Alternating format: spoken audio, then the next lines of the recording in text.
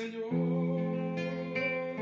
plantou uma vinha com amor, dela cuidou, esperou que desse uvas boas, uvas bravas, dela brotou. Que mais podia eu fazer? Assim perguntou o Senhor. Tudo eu já fiz pela vinha, como Supremo Pastor.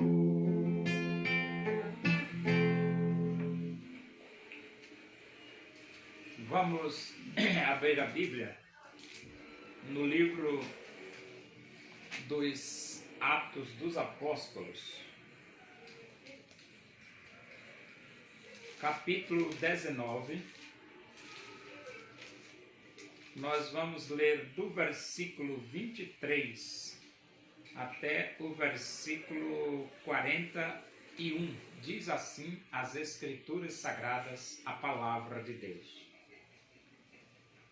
Por esse tempo houve grande alvoroço acerca do caminho, pois um ourives chamado Demétrio, que fazia de prata nichos de Diana e que dava muito lucro aos artífices, convocando-os juntamente com outros da mesma profissão, disse-lhes: Senhores, sabei que deste ofício vem a nossa prosperidade. E estáis vendo e ouvindo que não só em Éfeso, mas em quase toda a Ásia, este Paulo tem persuadido e desencaminhado muita gente, afirmando não serem deuses os que são feitos por mãos humanas. Não somente há o perigo de a nossa profissão cair em descrédito, como também o de o próprio templo da grande deusa Diana ser estimado em nada e ser mesmo destruída a majestade daquela que toda a Ásia e o mundo adoram. Ouvindo isto, encheram-se de furor e clamavam. Ouvindo isto, encheram-se de furor e clamavam: Grande é a Diana dos Efésios. Foi a cidade tomada de confusão e todos a uma arremeteram para o teatro, arrebatando os macedônios Gaio e Aristarco, companheiros de Paulo. Querendo este apresentar-se ao povo, não lhe permitiram os discípulos. Também as hierarcas, que eram amigos de Paulo, mandaram rogar-lhe que não se arriscasse indo ao teatro. Uns, pois, gritavam de uma forma, outros de outra, porque a assembleia caíra em confusão. E na sua maior parte nem sabiam por que motivo estavam reunidos. Então tiraram Alexandre dentre a multidão, impelindo os judeus para a frente. Este, acenando com a mão, queria falar ao povo. Quando, porém, reconheceram que ele era judeu, todos a uma voz gritaram por espaço de quase 2 horas: Grande é a Diana dos Efésios. O escrivão da cidade, tendo apaziguado o povo, disse: Senhores Efésios, quem porventura não sabe que a cidade de Éfeso é a guardiã do templo da grande Diana e da imagem que caiu de Júpiter? Ora, não podendo isto ser contraditado, convém que vos mantenhais calmos e nada façais precipitadamente. Porque estes homens que aqui trouxestes não são sacrílegos, nem blasfemam contra a nossa deusa. Portanto, se Demétrio e os artífices que o acompanham têm alguma queixa contra alguém, há audiências e procônsules que se acusem uns aos outros. Mas se alguma outra coisa pleiteais, será decidido em assembleia regular. Porque também corremos o perigo de que por hoje sejamos acusados de sedição, não havendo motivo algum que possamos alegar para justificar este ajuntamento. E havendo dito isto, dissolveu a assembleia. O apóstolo Paulo, ele pregava contra a idolatria. E muitas pessoas se convertiam e abandonavam a idolatria. E lá em Éfeso tinha lá a grande Diana dos Efésios, uma deusa, né? Uma imagem de escultura. Só que Demétrio, ele fazia pequenos deuses, pequenas Dianas, e vendia.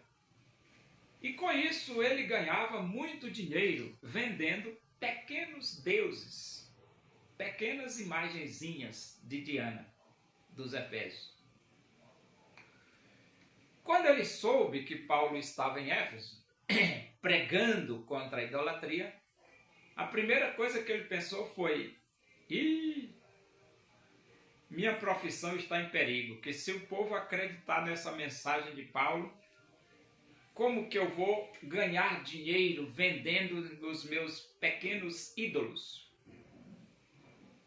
E depois ele pensou: e a grande Diana dos Efésios? Vai ser desacreditada e destruída. Então Demétrio, ele reuniu todos os artífices que faziam imagem de escultura, que trabalhavam na mesma profissão com ele, e fez uma confusão na cidade de Éfeso. E essa confusão foi tão grande que reuniu quase toda a cidade por causa da confusão que Demétrio criou, com medo de as pessoas acreditarem na mensagem de Paulo, abandonarem a idolatria e ele perder o lucro, o dinheiro que ele ganhava vendendo ídolos. O Evangelho tem isso. O Evangelho tem isso. A gente prega o Evangelho, desmonta muitas coisas que os homens ganham dinheiro. Por exemplo, o homem ganha dinheiro vendendo cachaça. Quando o Evangelho chega no coração dessa pessoa, ele não toma mais cachaça. Então, o boteco perde esse cliente. O Evangelho prega contra a prostituição. Quando a pessoa acredita, crê em Jesus e aceita Jesus, ele abandona a prostituição. Então, as casas de prostituição perdem o cliente, porque se converteu a Jesus. Drogas. Quando você se converte a Jesus, você abandona as drogas. E aí, os narcotraficantes perdem o cliente, porque quem aceita Jesus não quer mais se envolver com drogas, porque não se envolve. Cigarro. Quem aceita Jesus abandona o cigarro e as casas que vendem cigarro perdem o cliente. Então o Evangelho cria uma confusão tremenda nesse planeta. Porque as pessoas têm as suas formas de ganhar o seu salário, o seu dinheiro, de uma forma até, vamos dizer assim, que não convém. Não convém porque, por exemplo, vender cigarro para prejudicar a vida do semelhante, não convém. Vender drogas para prejudicar a vida dos adolescentes, dos jovens, não convém. Vender pinga para a pessoa andar cambaleando por aí, não convém. Prostituição, montar casa de prostituição, para estragar com a vida de mulheres que poderiam casar, ter suas famílias, viverem decentemente. São atividades que não convêm. Só que no caso do Demétrio, aqui do texto, era a idolatria. Ele fazia pequenos nichos de Diana, deusezinhos pequenininhos de Diana, e vendia. E com isso ele ganhava muito dinheiro, vendendo ídolos. E ele ficou assustado quando Paulo chegou em Éfeso pregando contra a idolatria, pregando o evangelho. E ele fez toda essa confusão por causa que ele não queria perder o seu lucro. O lucro que ele ganhava sustentava a família, vendendo nichos de Diana.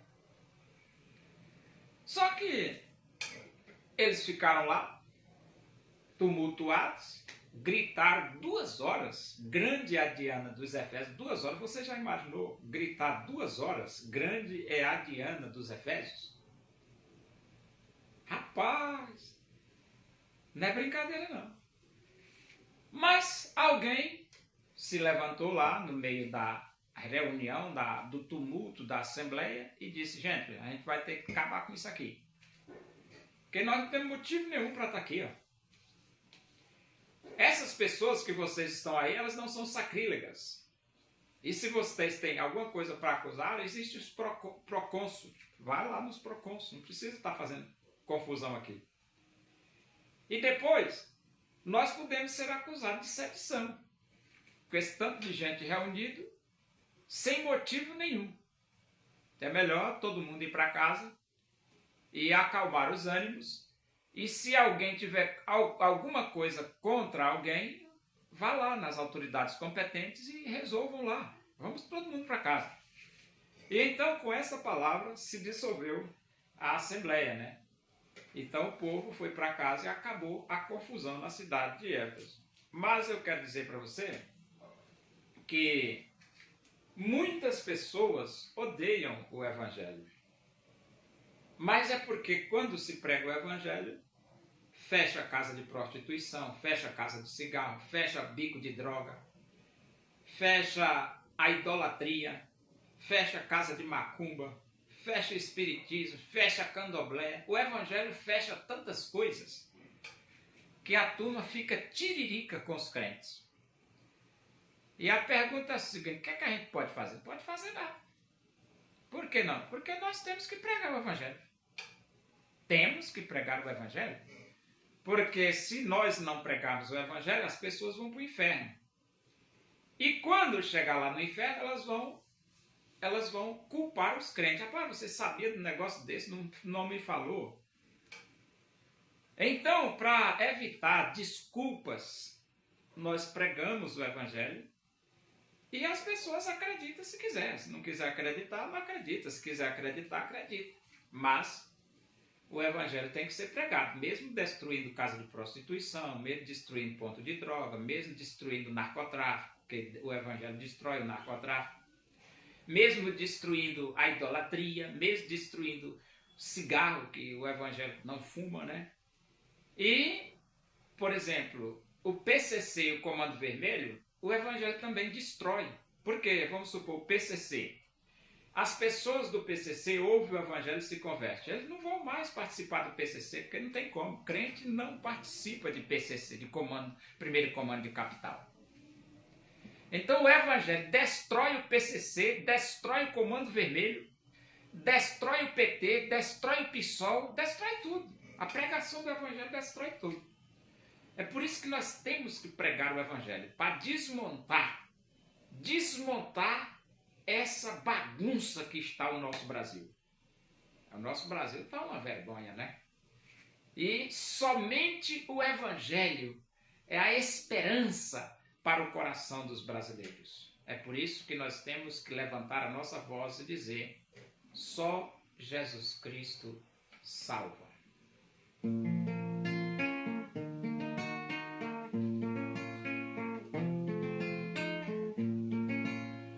Muitos tinham dinheiro,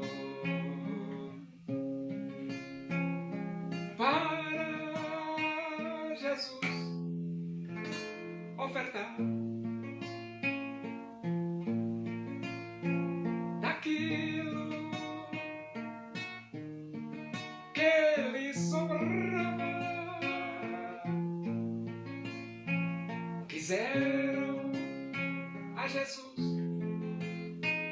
doar. Uma viúva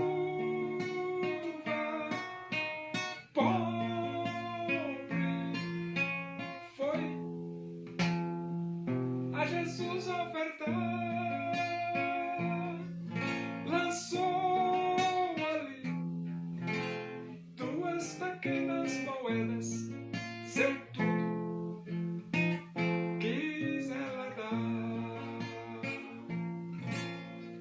Oremos. Agradecemos a Deus por esse momento na tua presença aí.